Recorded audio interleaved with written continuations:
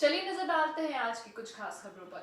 श्रद्धेय कमलेश भाई जी के मुखारविंद से श्रीमद् भागवत ज्ञान गंगा का प्रवाह हो रहा है। मान्यता है कि मलमास में दान पूजा पाठ का बहुत महत्व होता है और इसका कई गुना फल मिलता है। इसे पुरुषोत्तम मास भी कहा जाता है। पुरुषोत्तम मास में भगवान पुराण का पाठ किया जाता है। मान्यता है कि मलमास में दान पूजा पाठ का बहुत महत्व होता है और इसका कई गुना फल मिलता है। इसे पुरुषोत्तम मास भी कहा जाता है।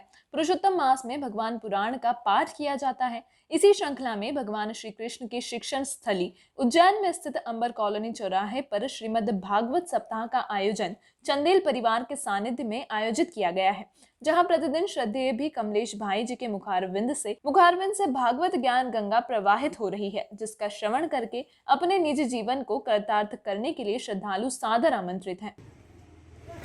उनकी कथा को सुनने यहाँ काफ़ी संख्या में लोग आ रहे हैं, पर चूंकि फिर भी गाना अनिवार्य है, इसलिए हमने कुर्सियाँ भी सीमित उसमें लगाई और पंडाल भी सीमित उसमें लगाया है। और हम लोगों से यह अनुरोध भी कर रहे हैं कि जिसने 2 दिन श्रवण कर लिया हो तो तीसरे दिन किसी दूसरे को लाभ भागवत जी का मिल सके। चूँकि जी का आयोजन बहुत कोई आसान काम नहीं है, कठिन काम है। सारी व्यवस्थाओं को संजोना, घर में यदि 5 मेहमानों कार्यक्रम हो तो हमें परेशानी आती है, मेहनत करनी पड़ती है। यहाँ सैकड़ों लोगों का आयोजन है, तो इसके जिम्मेदारी उदय का चयन किया समिति ने कि उदय चूँकि ऊर्जावान भी है, तो इसलिए पूरा इस भागवत कथा के आयोजन का, उनकी कथा को सुनने यहाँ काफ़ी संख्या में लोग आ रहे हैं, पर चूँकि फिर भी गाना अनिवार्य है, इसलिए हमने कुर्सियाँ भी सीमित उसमें लगाई और पंडाल भी सीमित उसमें लगाया है। और हम लोगों से यह अनुरोध भी कर रहे हैं कि जिसने 2 दिन श्रवण कर लिया हो तो तीसरे दिन किसी दूसरे को लाभ भागवत जी का मिल सके।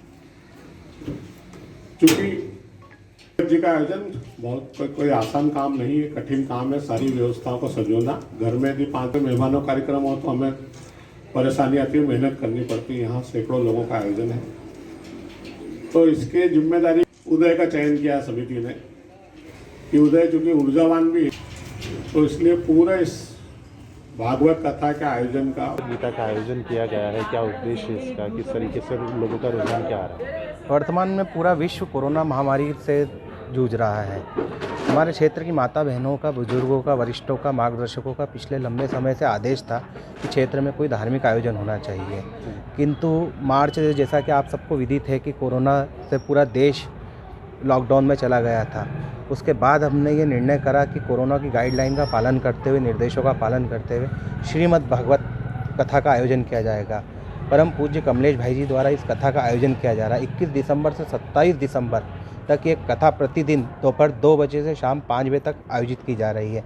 28 दिसंबर को क्षेत्र में कन्या पूजन के साथ कन्या भोज का आयोजन किया गया है। 29 दिसंबर को शाम 4 बजे सुंदरकांड का आयोजन किया गया है। सुंदरकांड के तुरंत बाद एक विशाल भंडारे का आयोजन किया गया है, जिसमें हज़ारों लोग भोजन प्रसादी ग्रहण करेंगे। Thank you.